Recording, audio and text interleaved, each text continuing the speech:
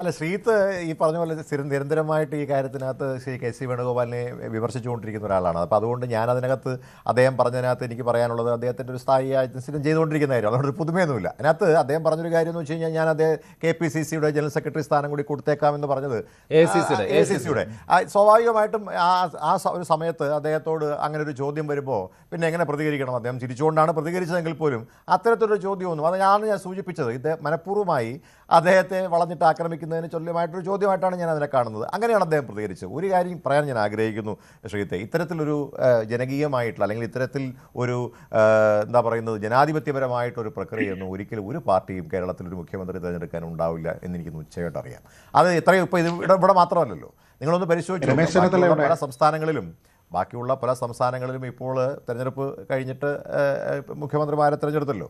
ഈ ചർച്ചകളൊന്നും ആളുടെ പേര് പറഞ്ഞു, അയാൾ മുഖ്യമന്ത്രിയായി എന്നുള്ളതാണ്. അപ്പം നമുക്ക് ജനാധിപത്യപരമായ രീതിയിൽ കാര്യങ്ങൾ സംസാരിക്കുന്നതും അല്ലെങ്കിൽ അഭിപ്രായങ്ങൾ പറയുന്നതും ആ അഭിപ്രായങ്ങളിൽ ഏറ്റവും മികച്ചത് സ്വീകരിക്കുന്നതും ഒരു മോശപ്പെട്ട കാര്യമായിട്ടൊന്നും കാണേണ്ട കാര്യമില്ല.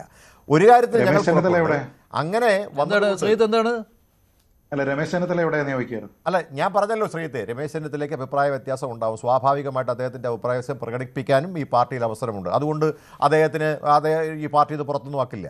അദ്ദേഹത്തിൻ്റെ സ്വാഭാവികമായിട്ടല്ല, അദ്ദേഹം ആഗ്രഹിച്ചിരുന്നൊരു കാര്യം, ആ ആഗ്രഹിച്ചൊരു കാര്യത്തിന് വ്യത്യസ്തമായൊരു അഭിപ്രായം അല്ലെങ്കിൽ ഒരു തീരുമാനം ഉണ്ടായപ്പോൾ അതിൽ ഒരു സ്വാഭാവിക മനുഷ്യനെന്ന നിലയിലുള്ള പ്രതികരണം ഉണ്ടാവും. ഞാൻ മനസ്സിലാക്കുന്നത് അത് ആദ്യത്തെ പ്രതികരണം എന്ന നിലയിൽ ഉണ്ടാവും. അത് ശ്രീത്താണെങ്കിലും ഉണ്ടാവും, ഞാനാണെങ്കിലും ഉണ്ടാവും. ഒരു മനുഷ്യരൊക്കെ സ്വാഭാവികമായിട്ട് ഇവിടെയുള്ളത് MLA-മാരുടെ പിന്തുണയില്ലാത്ത ഒരു മുഖ്യമന്ത്രി, ഒരു നിയമസഭാ കക്ഷി നേതാവാണ്.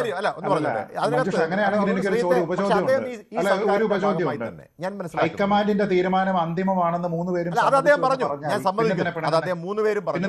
അതിനകത്ത് വ്യത്യസ്തമായ ഒരു അഭിപ്രായം അല്ലെങ്കിൽ ഒരു വിഷമം പ്രകടിപ്പിച്ചു. വിഷമമാണ് അവിടെ പ്രകടിപ്പിച്ചത്. അദ്ദേഹം അംഗീകരിച്ചുകൊണ്ടാണല്ലോ അദ്ദേഹം ശ്രീ VD സതീശനെ നിയമസഭാ കക്ഷി യോഗത്തിൽ നിന്ന് മനഃപൂർവ്വം വിട്ടുനിൽക്കുന്നു എന്ന് പറയുമ്പോൾ അദ്ദേഹത്തിനുള്ള അഭിപ്രായ വ്യത്യാസം അദ്ദേഹം പരസ്യമായി പ്രകടിപ്പിക്കുകയാണ്. അദ്ദേഹത്തിന്റെ മനസ്സിലുള്ള ഒരു വിഷമം എന്ന നിലയിൽ അത് കണ്ടാൽ മതി. അല്ലെങ്കിൽ ഈ ഗവൺമെന്റിന്റെ ഭാഗമായിട്ടുണ്ടായാലും ഇല്ലെങ്കിലും അദ്ദേഹം പൂർണ്ണമായിട്ട് ഈ സർക്കാരുമായി ബന്ധപ്പെട്ടുള്ള പ്രവർത്തനങ്ങളിൽ മുന്നോട്ട് പോകാൻ അടുത്ത 5 വർഷക്കാലവും മുന്നോട്ട് പോകാൻ കഴിയും. എനിക്കറിയാവുന്ന അല്ല, പക്ഷേ അത് ഹൈക്കമാൻഡിന്റെ തീരുമാനം മുതിർന്ന നേതാവിനെ പോലും ബോധ്യപ്പെടുത്താൻ കഴിഞ്ഞില്ല എന്നുള്ളതുകൊണ്ടാണ് വേണ്ടി അദ്ദേഹം കഴിഞ്ഞ 10-15 വർഷക്കാലമായി കേരള പ്രദേശ് അതിനുശേഷം അദ്ദേഹം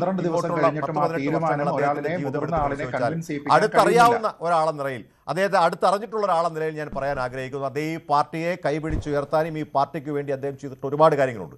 അതുകൊണ്ട് ഇത് അദ്ദേഹത്തിൻ്റെ സ്വാഭാവികമായൊരു പ്രതികരണമായിട്ട് മാത്രമേ ഞാൻ കാണുന്നുള്ളൂ. അതല്ലാതെ ശ്രീ VD സതീശ് ഇതിനായിട്ടൊരു പ്രതികരണമായിട്ട് ഞാൻ കാണുന്നില്ല. ആ തീരുമാനത്തിൽ അദ്ദേഹത്തിന് വിഷമം ഉണ്ടായിട്ടുണ്ടാവും. സ്വാഭാവികമായിട്ട് ആ വിഷയം മാത്രമേ ഉള്ളൂ. അതുകൊണ്ട് അദ്ദേഹം ഇനിയെല്ലാം എതിർപ്പായിട്ട് മുന്നോട്ട് പോകും എന്നൊരു ധാരണയൊന്നും വേണ്ട. ഈ സർക്കാരിനെ ഗൈഡ് ചെയ്യാൻ കേരളത്തിലെ ഏറ്റവും തലമുതിർന്ന നേതാക്കന്മാരിൽ ഒരാളെന്ന നിലയിൽ അദ്ദേഹം എപ്പോഴും ഈ സർക്കാരിന്റെ കൂടെ ഉണ്ടാകുന്നു. പക്ഷേ ആ എതിർപ്പ് അദ്ദേഹത്തിന്റെ മനസ്സിൽ അങ്ങനെ തന്നെ നിൽക്കുമെന്നാണ്. അതൊക്കെ ഒരു ദിവസത്തെ കാര്യമായിട്ട് അങ്ങനെ ഒരു ദിവസം കൊണ്ട് നോക്കൂ. ശ്രീ രമേശ് ചെന്നിത്തലയാണെങ്കിലും KC വേണുഗോപാലാണെങ്കിലും പാർട്ടി അവരെ സംബന്ധിച്ചിടത്തോളം പാർട്ടിയാണെല്ലാം. അവരെ സംബന്ധിച്ചിടത്തോളം പാർട്ടി എടുക്കുന്ന തീരുമാനമാണെല്ലാം. അതിനകത്ത് ചെറിയ വിഷമം മനുഷ്യരല്ലേ അവരുടെയൊക്കെ കോൺട്രിബ്യൂഷൻ മനസ്സിലാക്കുന്നുണ്ടല്ലോ. അതുകൊണ്ട് നടക്കുന്നതും രണ്ട് കാര്യങ്ങളാണ് അല്ലേ?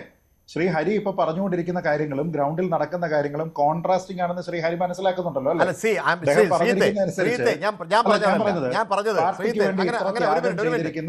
ഈ കോൺട്രാസ്റ്റിംഗ് ആണെന്നുള്ള കാര്യം ഇവിടെ നമ്മൾ സംസാരിച്ചപ്പോൾ ശ്രീ രമേശ് ചെന്നിത്തലയുടെ കാര്യം താങ്കൾ എടുത്ത് സൂചിപ്പിച്ചതുകൊണ്ട് അതിലൊരു സ്വാഭാവികമായൊരു കാര്യമായിട്ട് കണ്ടാൽ മതി. അതിനകത്തൊരു അസ്വാഭാവികതയും ഇല്ല.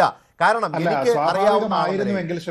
എനിക്കറിയാവുന്ന ഒരാളെന്ന പാർട്ടിയുടെ സമ്പന്നനായ നേതാവെന്ന നിലയിൽ അദ്ദേഹം ഈ പാർട്ടിക്ക് ചെയ്തു കൊടുത്തിട്ടുള്ള കോൺട്രിബ്യൂഷനെ കുറിച്ച് എനിക്ക് വളരെ കൃത്യമായി അറിയാവുന്ന ഒരാളെന്ന ഞാൻ പറയാം. അദ്ദേഹത്തിന്റെ വിഷമം മാത്രമാണ് അത് എടുത്ത് ഊതിപ്പെരിപ്പിച്ച് കാണിക്കേണ്ട കാര്യമില്ല എന്ന് ഞാൻ പറഞ്ഞു. പറഞ്ഞതുകൊണ്ട് ഞാൻ ഹൈക്കമാൻഡ് എടുക്കുന്ന ഏത് തീരുമാനവും ഞാൻ അംഗീകരിക്കും എന്ന് പറഞ്ഞിരിക്കുന്ന അത് പറയുമ്പോഴും അദ്ദേഹം പ്രതീക്ഷിച്ചത് ചില സീനിയോറിറ്റി അല്ല അദ്ദേഹത്തിൻ്റെ വളരെ പ്രധാനപ്പെട്ട അദ്ദേഹം ഇത്രയും വർഷക്കാലമായി ഈ പാർട്ടിക്ക് നൽകിയ കോൺട്രിബ്യൂഷൻ അദ്ദേഹം വളരെ സീനിയർ ആയിട്ടൊരു നേതാവെന്ന നിലയിൽ അദ്ദേഹത്തിൻ്റെ പേര് പരാമർശിക്കപ്പെടും എന്നൊരു തോന്നൽ അദ്ദേഹത്തിൻ്റെ മനസ്സിലുണ്ടാവുമല്ലോ. അതിൻ്റെ ഒരു റിഫ്ലക്ഷൻ എന്ന നിലയിൽ അതിനപ്പുറത്തേക്ക് നിങ്ങൾ കാണണ്ട. ഈ സർക്കാരിൻ്റെ ഭാഗമായി തന്നെ അദ്ദേഹം ഉണ്ടാകുമെന്നാണ് എൻ്റെ പ്രതീക്ഷ. ശരി, ശ്രീ അതായിക്കോട്ടെ, അതല്ലേ പ്രശ്നം. ശരി, ചോദിച്ച പ്രശ്നം അതല്ല. ഷാക്കിർ ശ്രീ ഹരി പറഞ്ഞിരിക്കുന്നതും ഗ്രൗണ്ടിൽ നടക്കുന്നതും തമ്മിൽ ചേർന്ന് പോകുന്നില്ല ഷാക്കിർ എന്നുള്ളതാണ് ഞാൻ പറഞ്ഞത്. തുടക്കത്തിലെ ഒരു കല്ലുകടി ആയില്ലേ ഇപ്പോൾ ഈ രമേശ് ചെന്നിത്തലയുടെ വിട്ടുനിൽക്കൽ?